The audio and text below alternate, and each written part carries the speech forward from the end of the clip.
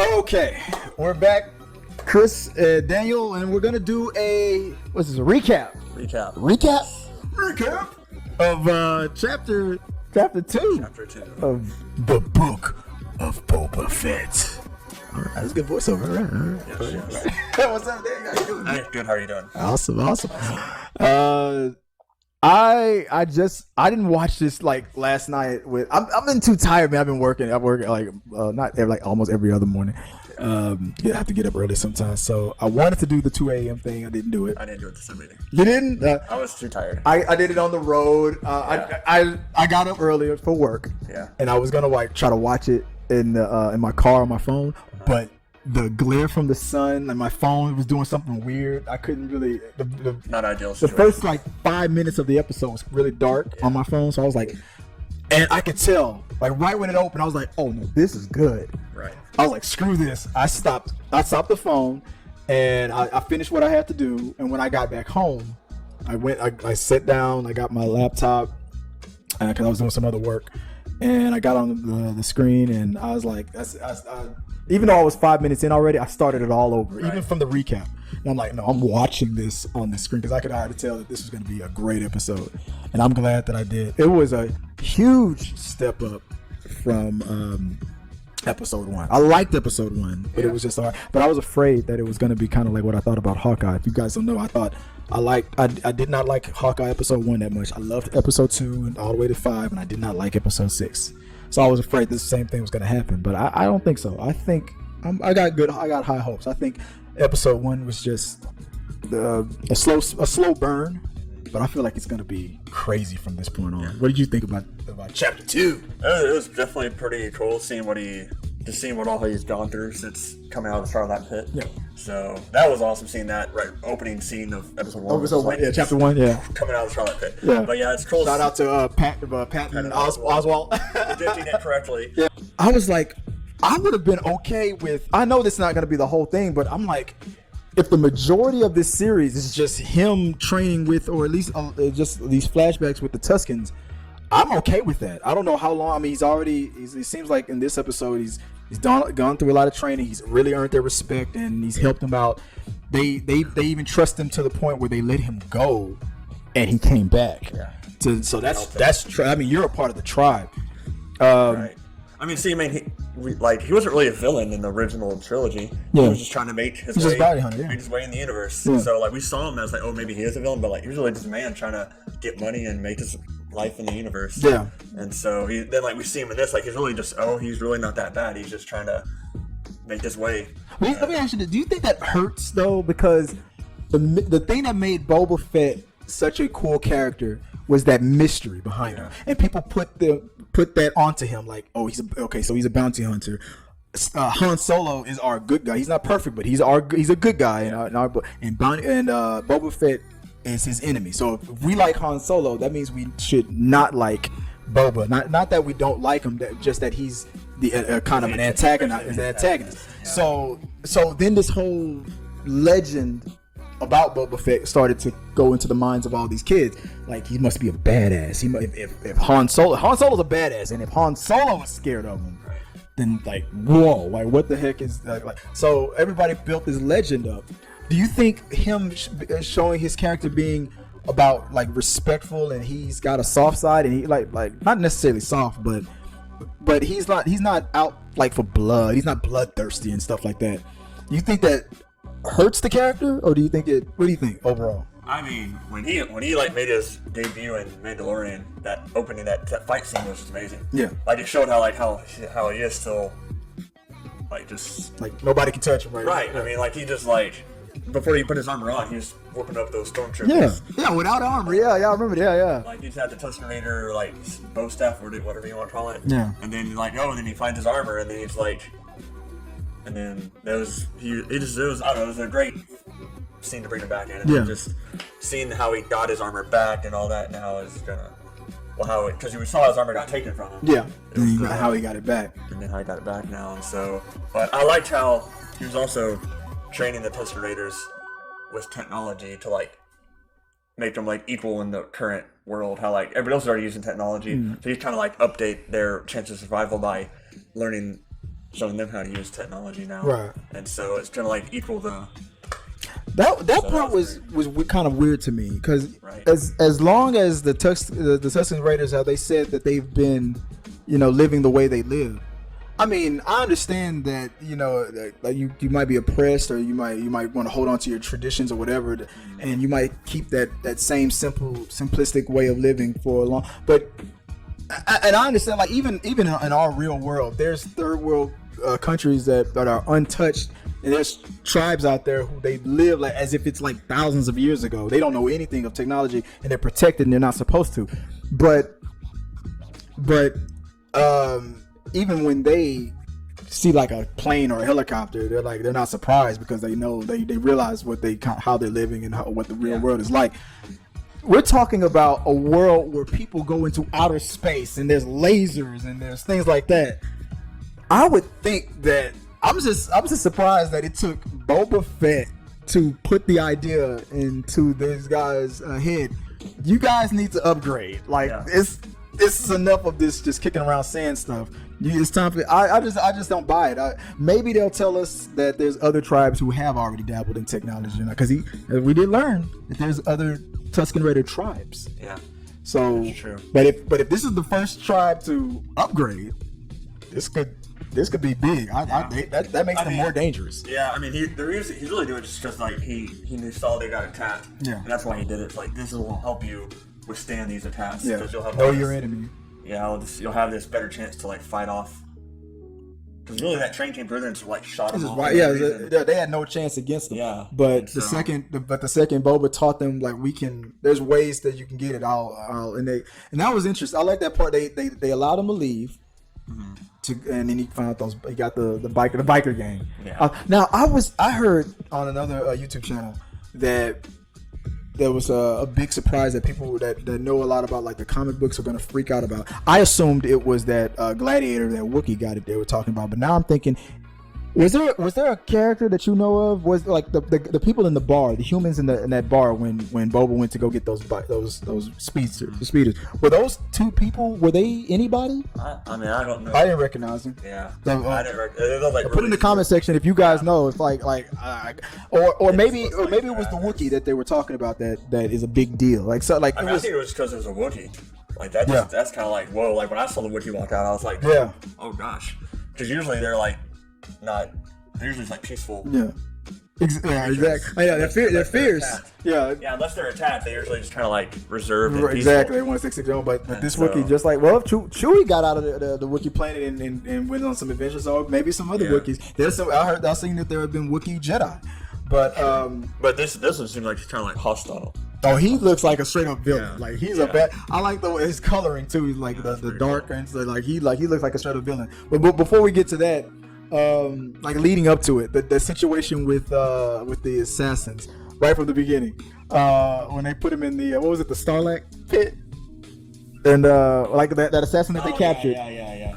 No, the Rancor pit. When they put him in the Rancor pit, the second they said the Rancor pit, did you think that they had another Rancor, or did you know it was a bluff? I mean, I know there are other Rancors. Yeah, obviously. But I was like, maybe he's bluffing, but we'll see. I knew I felt like he was bluffing. Yeah. I was like, what? That dude's dead. What kind of a silly assassin is this? He just got there, so I don't think he had time to set up all that to get another. That's my point. You are the worst assassins in the world. Do your research.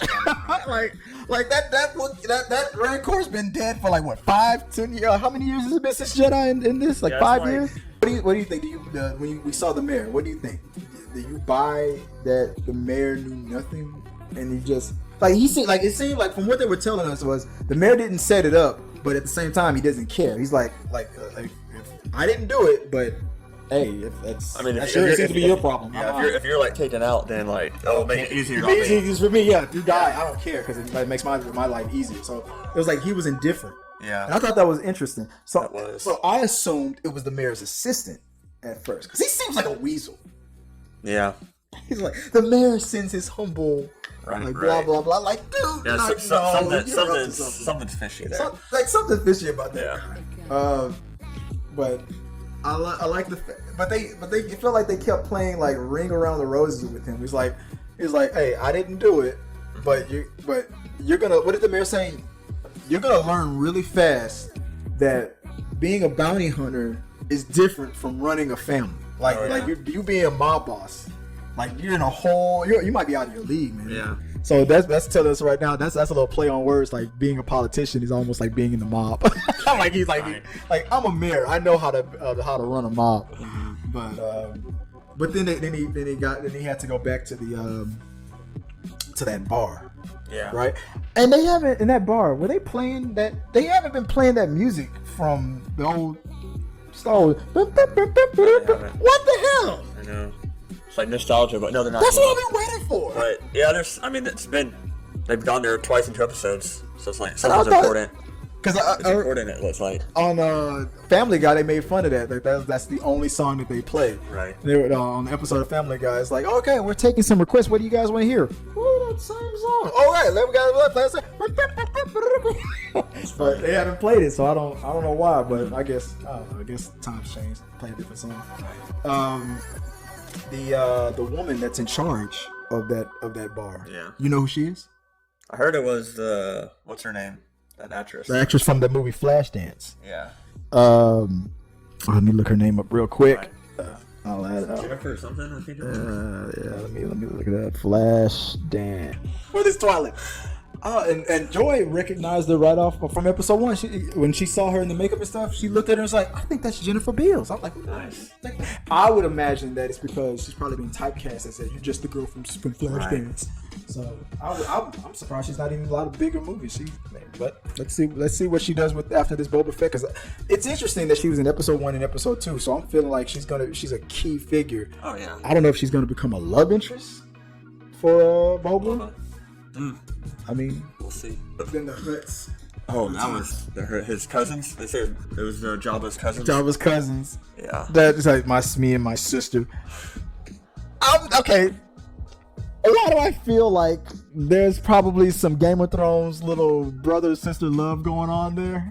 The way they were like all hugged up on each other and stuff. I mean, maybe it's in their species, I guess. Oh, of course they were on that. They were just on a small little thing they were being carried, so like they didn't have no. Did you notice those guys that was carrying them struggling? Yeah. Did you see they're probably like thousands of pounds. That dude in the front was like, there's 2 of them. It's like, my gosh. It was like 3 guys carrying those 2 people. But I remember when I was watching, I was laughing. The guy with the drum was like, he was the happiest dude. Like, all I gotta do is bang this drum. I'm not carrying these heavy pieces of crap. Like, I used to be carrier number 3. Now I'm on the drum. I'm so happy. Yeah, promoted. Like, oh, dude, I would love to be the drummer dude, because those guys were like, it was like the way I saw one actor, one of those actors that was carrying the Hutts, and it was good. He was playing it off real good, and he had that look on his face like, would you guys hurry this conversation up? I'm fucking tired. I mean, like, but like, I mean, they're so lazy. Like, you never saw Jabba do that.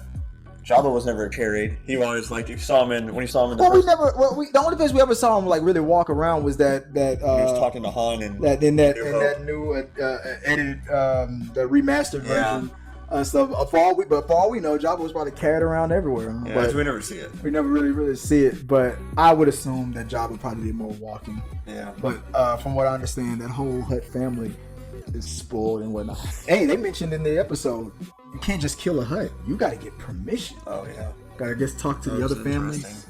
The Hutts are pretty protected. Why though? Why are they so powerful? The Hutts. I mean, yeah, there was. I guess we'll something we may find out.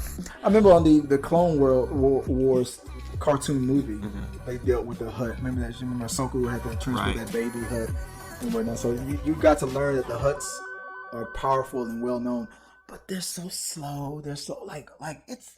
Look how easy it was for Princess Leia to kill Jabba. Yeah, I mean, why are we afraid of these guys? Because I mean, I guess. Because they had all that power, they had a lot of people around them who like protect them. But when they don't have the people around them, yeah, they're vulnerable. But when you saw, like, I guess he had like his whole like the was it the Wookie? That was like his protection of the twins' protection. But if that Wookiee wanted to kill them, I mean, he could. Oh yeah, but you get permission from. I guess they're paying that Wookiee enough money to like. Do the Hutts come from that planet, or do they come from a different planet? Because I guess. I mean, you've really only seen them on Tatooine. So maybe wherever on Tatooine where they're from, maybe they have they live in an area where the planet isn't dead or dried out, and they have all the resources, which is why they have all that money and all that power. But it would seem like because they're so slow, they would be easy to just take it from them because they're only as powerful as the people around them, like you just said, that help them. I don't remember the race, but yeah. Where the hell were they when Jabba was getting killed? like those guys needed to get demoted fast. I guess they're all trying to like just go after Luke, maybe. Luke was killing everybody out there. Yeah, Luke was a problem. They probably realized that's a Jedi. I'm not dealing with that. It's like I quit. I didn't like it. Yeah, he quit. Yeah, they took time for a break. Yeah, Jabba dies, and they're because they went to the next guy real quick, and then when that guy died, they went to Boba. They kneeled before Boba real fast. So it's like, do these guys have any loyalty?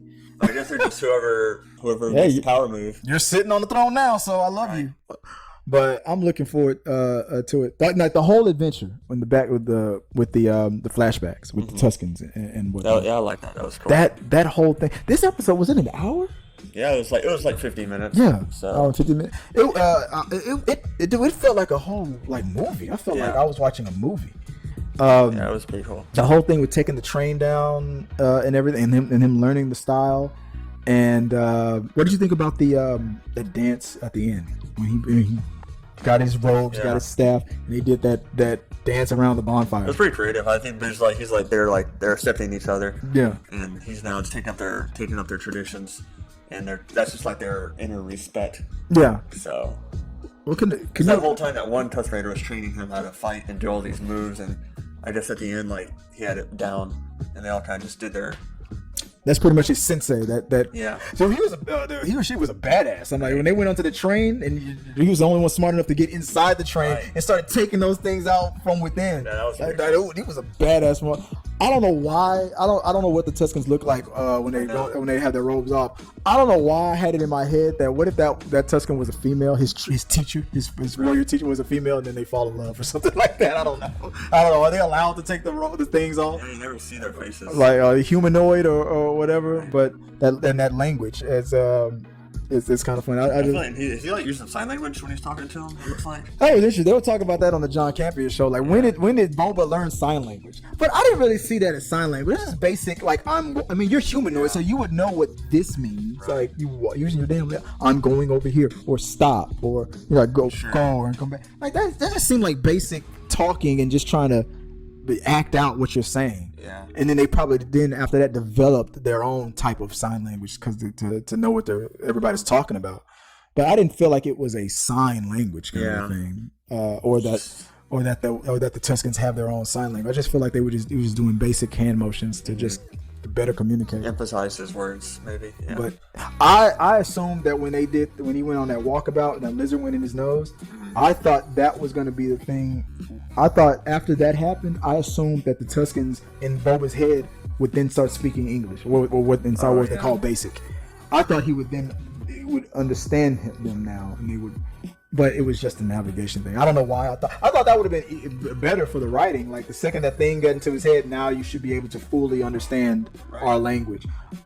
I thought that would have worked, but I guess I'm a genius, and I guess I'm just overthinking. I mean, they were just using it to like on that walkabout. Yeah, and then he got his stick.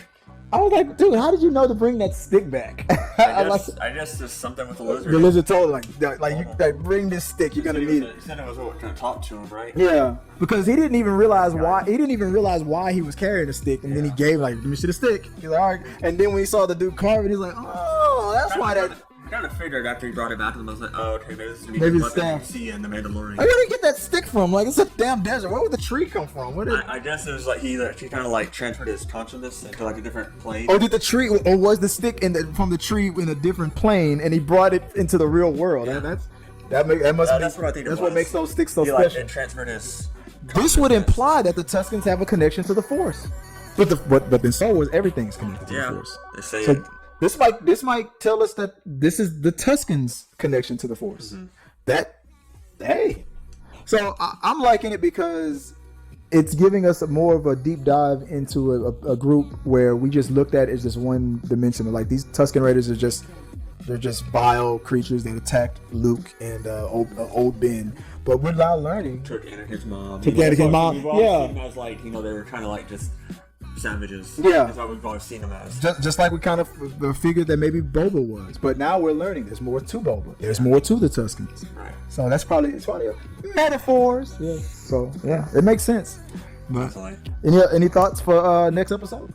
Oh, I just really don't know what to expect. It's kind of like just. I didn't watch really any trailers released. I'm kind of like just like going in it like one at a time. Yeah. Like with no going in fresh. Going in like no perspective on anything. Just like getting surprised every week. Yeah. That's how I like it.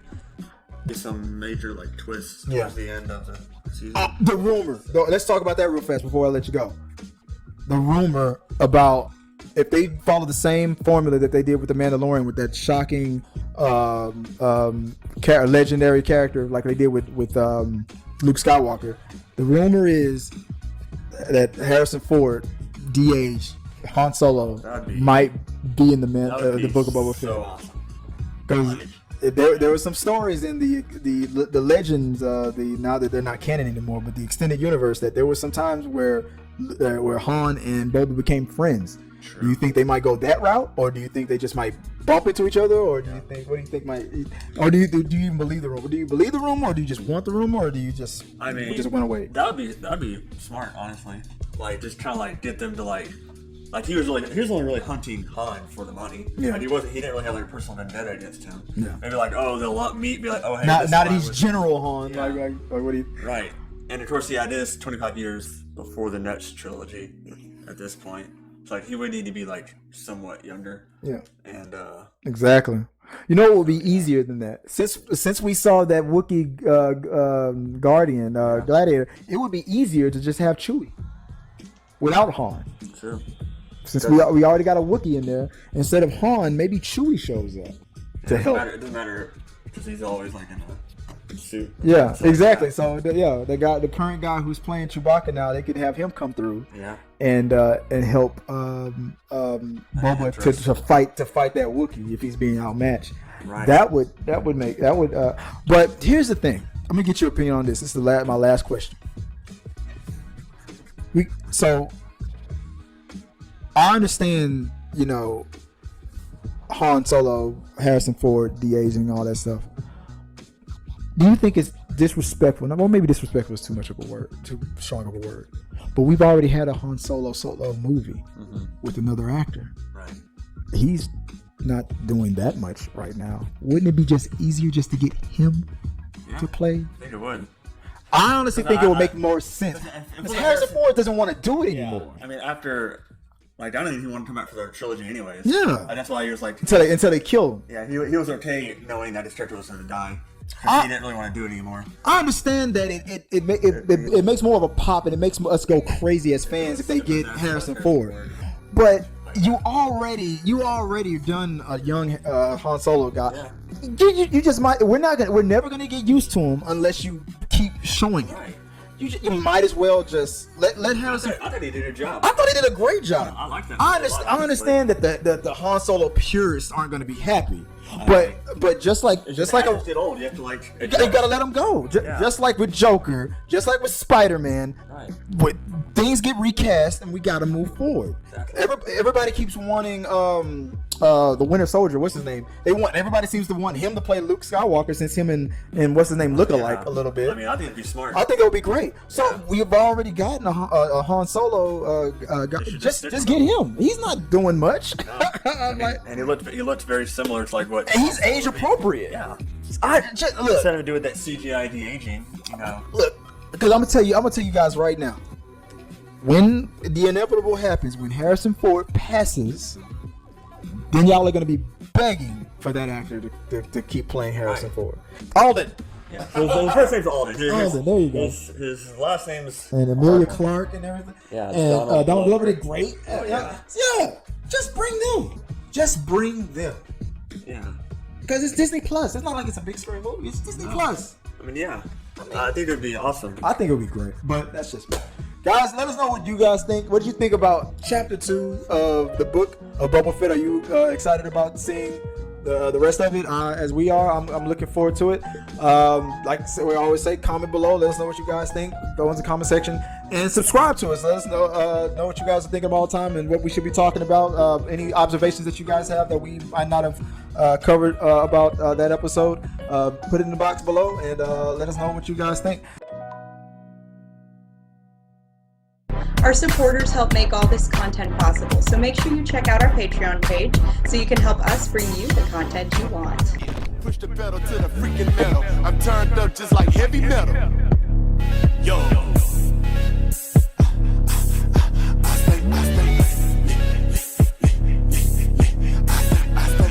Turned up on another level. Push the pedal to the freaking metal. I'm turned up just like heavy metal.